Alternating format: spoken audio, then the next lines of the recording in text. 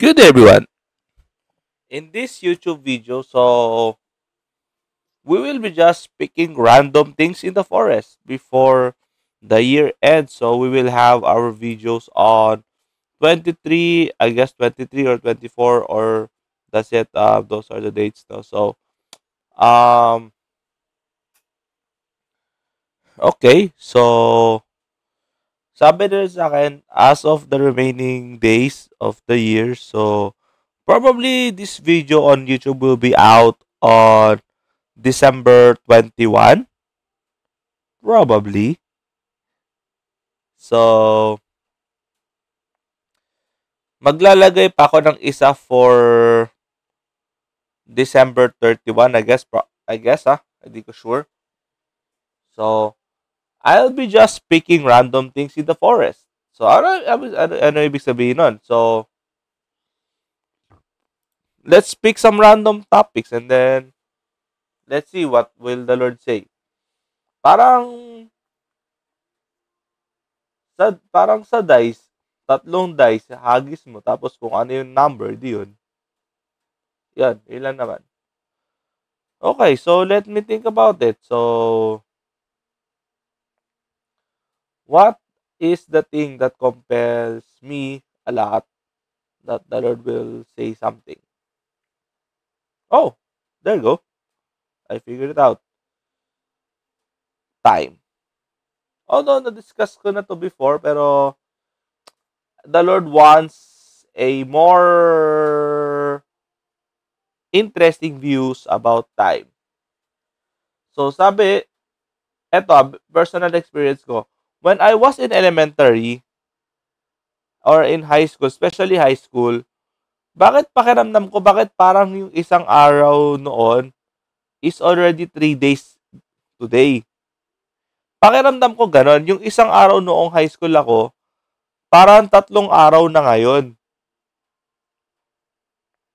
Sabi sa akin ni Lord, hindi naman nagbago ang rotation ng mundo. This proves that the systematic measure of time is not accurate. Kasi ang sinabi naman kasi ni Lord, people will die. Wala naman sinabing people will die at a certain amount of time. Kasi there's no such thing as time. All the reality, yung nakikita nyo pagtanda, yung paglaylay ng mga braso, yung mga paglaylay sa leeg, is just part of nature's way of telling you you are about to go back to dust, where you have came from. You will not notice quote-unquote time if you will not die. In heaven, people don't acknowledge time because they are forever young.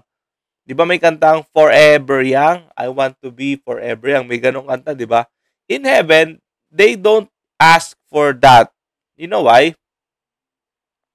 Young naman sila dun eh. Sa impyerno, ganoon dito. Forever din daw. Forever silang forever silang magiging kalansay ulit. So, sabi sa akin, it's about reality. If you want to be successful about life, don't think of it as time. Ito dapat ganitong edad, ganitong panahon, dapat may ganito ka na, ganitong edad, ganito. No. Kung medyo late ka magkakaganito, so be it. Huwag ka magpa-apekto sa time pressure ng ibang tao. Kasi if you're going to be affected by that, you will fail even more. Kaya nga, we have to look at life as a reality, not time. Tatanong sa nila, sige, bibigyan kita ng blessing na ganyan, no? Ang tanong ba, kaya na ba ng perspect mo, kaya na ba ng existence mo humawak ng mas malaking problema?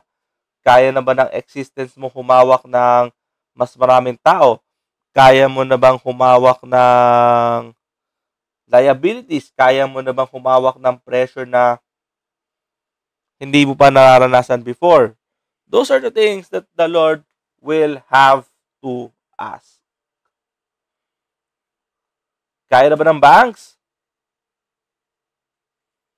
Carry bells na ba? So, kaya mo na bang ikembot-kembot pagka may pagsubok na dumating? So, those are the things, no? Sabi sa akin ni Lord, yung ganito daw, ang sabi sa akin ni Lord, hindi siya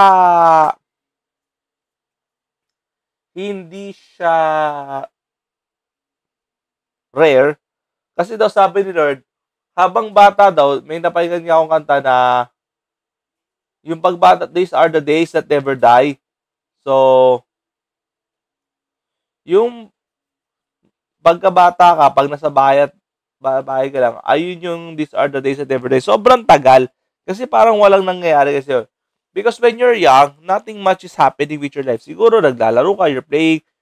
Kasi pag estudyante ka pa lang, you're still in school, your life is about school and then uwi. Pero once you end school, that is where you see life. You will see myriads of possibilities. You will see myriads of opportunities that you can go into. So that's why you don't feel the pace of reality because you're not thinking about reality anymore. You're thinking about this, you're thinking about this, you're thinking about this. So it's not about the earth become faster. It's not about the sun spin provides more energy for the earth to spin. No, it's not about that. It's all about how do we perceive reality. It's all about how do we perceive time. Ang tanong ni Lord sa akin, okay, now, we have to look at reality. Asan ako sa priorities mo? Asan ako sa reality mo? Madalas, ang sabi ni Lord, etchepwera lang ako sa mga realities nyo. Mga Kristiyano pa naman kayo, no? Pero pagdating sa setting of goals, wala ako. Mahusay, di ba? So, wala, ganun talaga. Loves ko sila eh. Kaya kahit parang etchepwera lang ako sa buhay nila, mahal ko pa rin naman sila. Ang tanong ko sa'yo, anak, bilang lingkod ko, kaya mo ba silang mahalin kahit hindi ka nila mahal? I'm not just referring to erotic people. The Lord is referring to the sheeps that you will have in the future. Kaya mo ba silang mahalin? Kaya mo ba silang yakapin kahit hindi ka nila kayang yakapin sa kanilang mga problema, kahit hindi ka nila maisip sa mga panahon ng tagumpay nila? Puro pighati lang ba ang lalapitan nila sa'yo? Kaya mo ba silang yakapin kahit puro pighati lang naman naabutin mo? Kahit wala ka naman naabutin? Kahit wala naman silang magandang dulot? Yun yung hamon sa akin ng Lord. Kaya mo bang i-embrace? Kasi ako, kahit si Judas Iscariote na trinaydor ako, mahal ko pa rin yun. Kaya mo bang mahalin yung mga taong di kabet? Kaya mo bang mahalin yung mga taong tinisod ka? Kaya mo bang mahalin yung mga taong di ka naman nila naintindihan? Pero dahil sabi nga ni Lord, mahalin mo sila, mahalin mo pa rin sila. So, yun yung hamon sa atin ng Lord. So, bakit tayo napunta dito? Kasi, we have to look at life at reality. Kasi, I can discuss a lot of things like presentism, eternalism. May libro pa nga ako about systematic measurement of time, about the Greenwich Meridian time, bakit hindi accurate. May video si Johnny Harris about this and other theories about why the international dateline was not accurate. Bakit hindi straight? Well, we can look at it that way. Pero sabi ni Lord, we have to look at reality. Kita mo nga, international dateline yan, di naman diretso. Ibig sabihin nun, there are a lot of discrepancies. There are a lot of compromises when it comes to it. Bakit gano'n? Yung Samoa at American Samoa, 24 hours yung pagitan. Samantala, super lapit lang naman nila. Bakit yung yesterday island at today island, sobrang lapit pero isang araw pagitan? Sa kanila, pagdating sa oras. Samantala, pag swimming mo lang naman, parang ilang minuto lang naman. Uy! Napunta ka sa kabila, uy, ano na, Monday na. Pumunta ka sa kabila, uy, Sunday pa lang. Ayun. So, sa tingin mo ba yung mga nasa Arctic, people, do you think they feel the idea na, ay Monday na pala, Tuesday na pala? No! They only look at the seasons. They look at the winter, the spring, the summer, and the fall. Tinitingnan nila yon. Ayun ang basihan nila ng reality. Kung ano ba yung dapat nilang gawin, kung magmamigrate na ba sila. They don't need time. They need to rely on the seasons. They need to rely on how the environment works. That's how they look at reality. See? That's why looking time scientifically is not biblical at all. Kasi hindi naman talaga prescribed ni Lord. Wala naman siya sinabi na, ganito yung dapat i-subdivide yung oras. The only thing that he said is the first day, second day, third day, fourth day, fifth day, sixth day, seventh day. It's up to now the only way we look at days. Napansin nyo ba na 7, hindi man lang natin kinonsider na 5 lang or 8 because the Lord told us it's 7 days. See? Yung 7 days yan, may isang pahinga yun na. May isang araw na pahinga yun. Hindi siya yung sunod-sunod na papalag ka sa buhay. Hindi ganun yun. So, yun lang. So,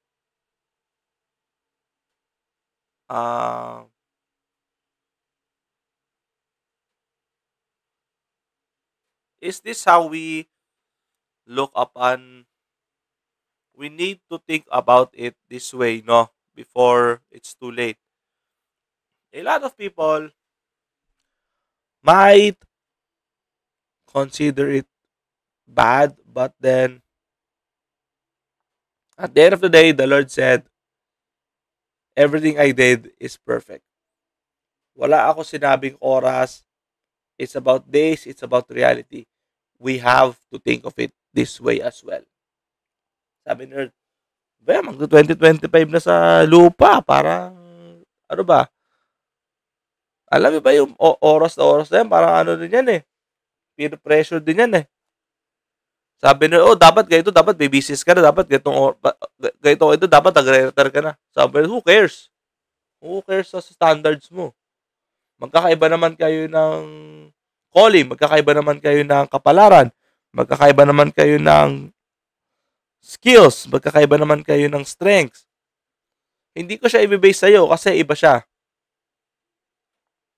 So, kung may nagsastruggle na tao, don't discourage them. Instead, we have to say them, the Lord has a different plan. Wag mo silang tignan. Tignan mo kung ano ang kapalaran mo.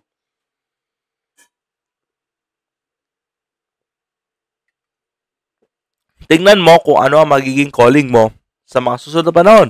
And we have to rely on that.